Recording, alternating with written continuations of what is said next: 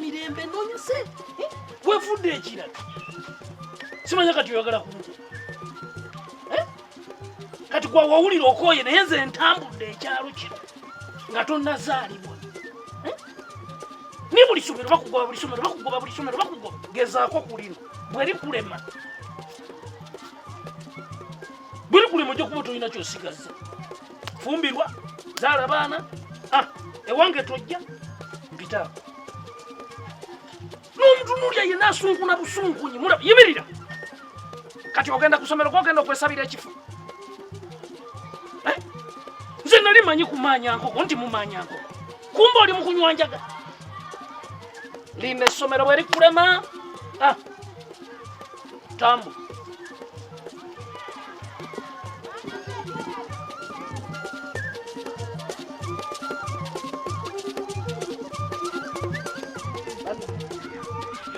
aba ofisi y'omukulu w'essomero eriwa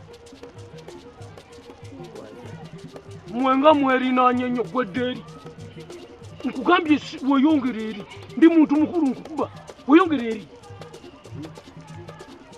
nti weeyongere eri nkugambye weeyongere eri wamma mpitaako mugambye ofisi nzira wa nzira nti nzira nti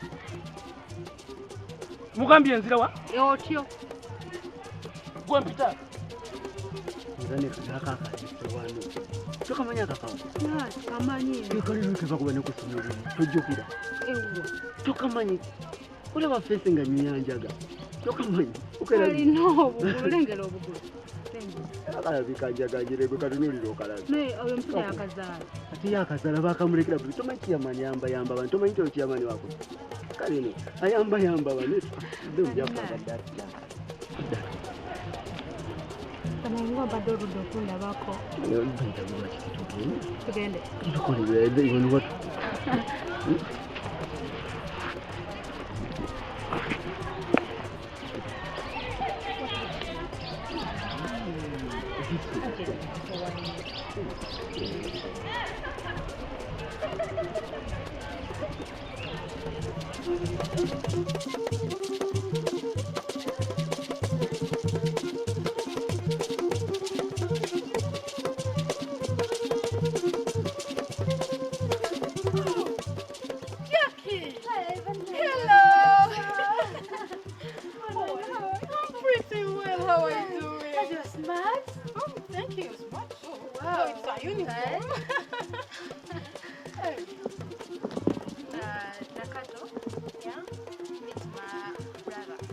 Your brother? Hello. How are you?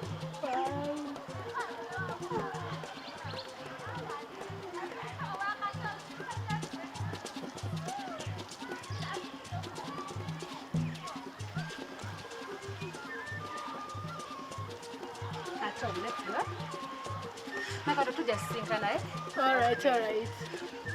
Nice time. Okay.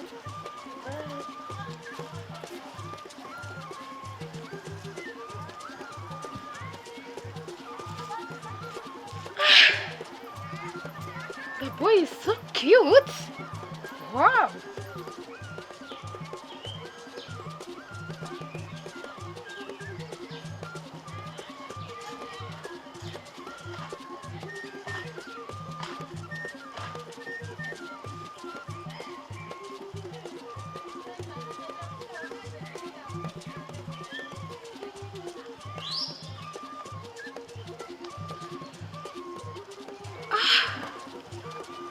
Perhaps I've felt for him, and I think I should have him.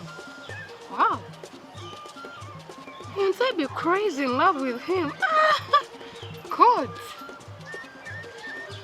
Walai mwagat.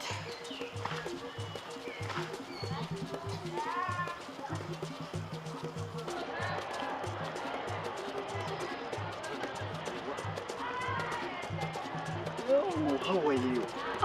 Fine. Shari wano. Yeah. Anyway, ebisumuzo byange mbirabidde wano oba obirabireko? No. Anyway, biibino. Mbadde mmanyi nno mbisudde nga bibula. Ngo papa chichi. Ai nagomba ndikala sanga wali gwende so naye. No, tula tugira tunyumya.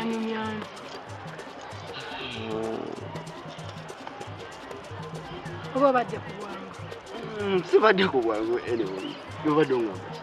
No, just njagala tubera wano nga tunyumyamuko, you know, of course. Nawe tobitegeera. I understand. Anyway.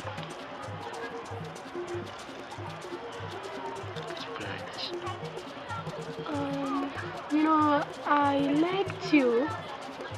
I liked you indeed.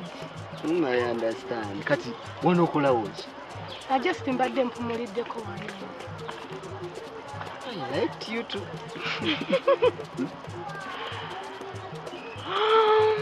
Oba tunafuna olunaku ne tugendako for some outing. How is it?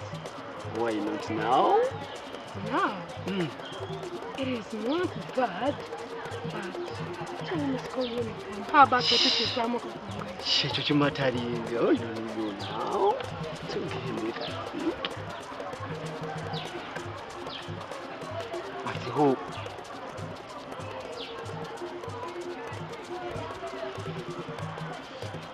Nakati. Mubadde mukolachi?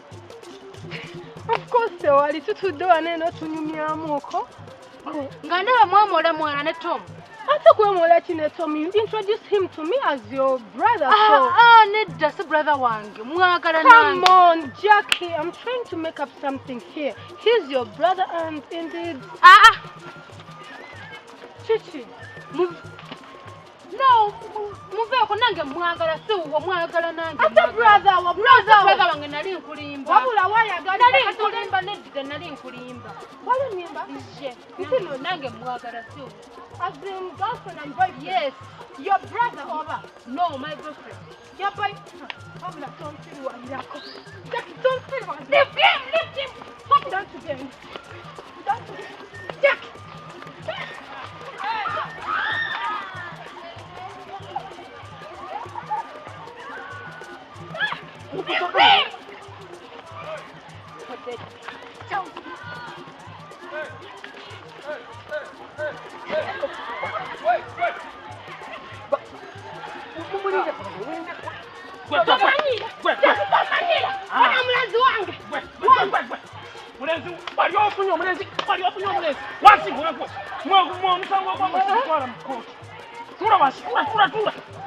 Tura nawe tu.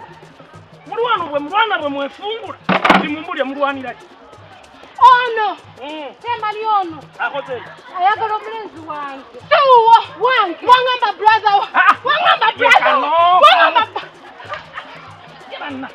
Ati mbone n'abakulu mbone n'abato. Chairman oyo. Igwe. Kino kintu kyangu nnyo. Kwata wa. Bwe mulwanira yaliwa. Oyo. Ona yagala brother we. Let amazi chameka nkubulire. Tumaze wanene kuva senior wange twagala n'oyo mulenzi. N'abasomesa bakimanyiko? Abamu. Kuva senior 3 nga twagalana. No. Ate kali no kakacha. We. Chairman oyo akulimba. Kale yambala. Kaka. Omanyize mpita buli nambeera yonna. Bwe nsanga abantu abakulunga ekkooti ekiwo. Bwe nsanga abaana abato nga kibooka ennyoka.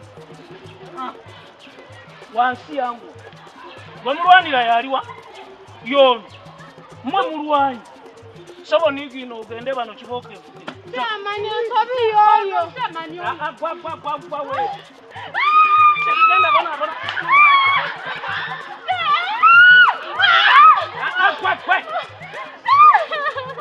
Mutu sokulonda. Oyo sokulonda. Tonna kubalenzi bama. Mbuza gwe tonna tuka kulonda. Seyanonda. Olonda. Kano kaluka. Jangu. Jangu. Bakulwanira oye. Ate zalonye kyama. Nakugambye. Manina dole, manina oyo.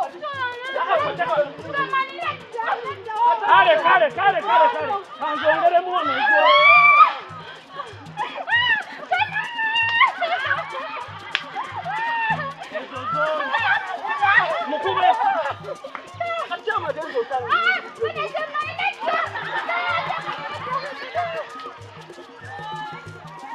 anaddamu okulwana Mujja tujja kuddamu naye yancokooza. Osooka osindika emisiri sagala kuddamu kulaba